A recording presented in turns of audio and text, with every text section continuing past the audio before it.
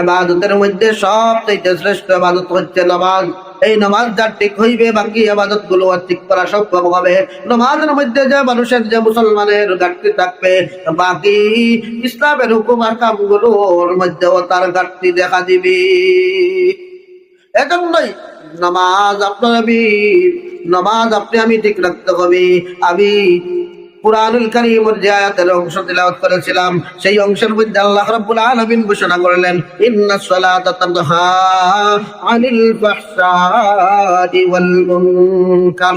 অবশ্যই নামাজি ব্যক্তিকে সমস্ত ফাহশা ও মুনকার গুনাহ থেকে বাঁচাইয়া রাখে।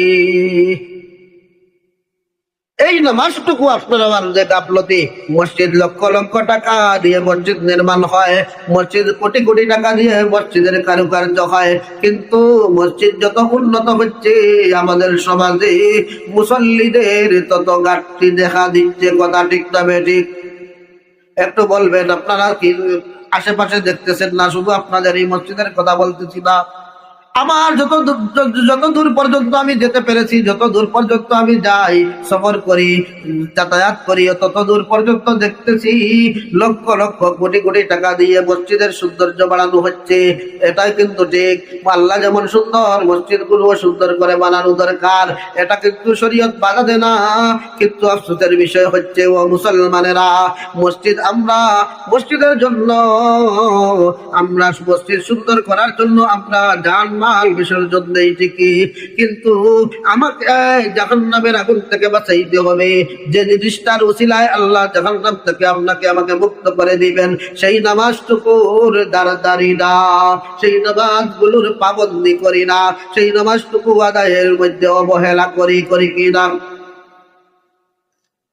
সব জায়গার মধ্যে এমন অবস্থা, লক্ষ লক্ষ কোটি কোটি টাকা ব্যয় করে মুসলমান মসজিদ বানাইতেছে, কিন্তু নামাজের মধ্যে যাইতে রাজি নয়।